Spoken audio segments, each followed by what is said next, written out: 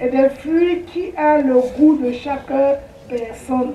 Si tu manges et aimes ce qui est amer, tu mangeras au pied de cet arbre ce qui est amer. Si tu aimes ce qui est sucré, au pied de cet arbre, tu trouveras des fruits sucrés. Si tu aimes seulement ce qui est un peu acide, au pied de cet arbre, tu trouveras ce qui est un peu acide. C'est un arbre qui donne tous les fruits au goût de chaque personne. Mais si vous ne connaissez pas par où se trouve ce grand arbre fruitier, vous allez passer du temps à vous voir le chemin et peut-être vous reviendrez tard.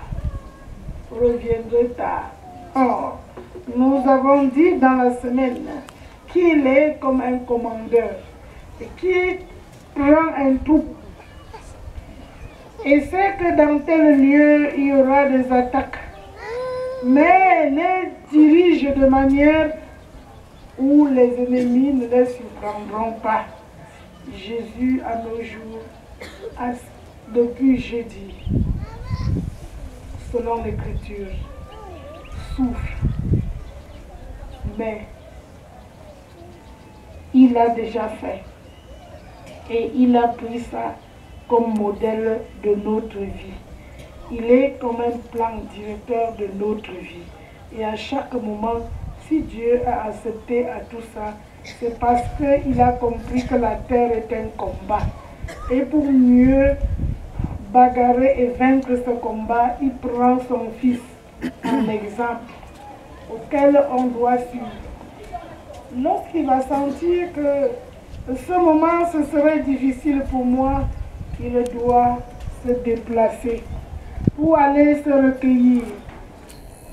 Parce qu'il sait que parmi les hommes, on ne cessera de le troubler pour ceci ou pour cela.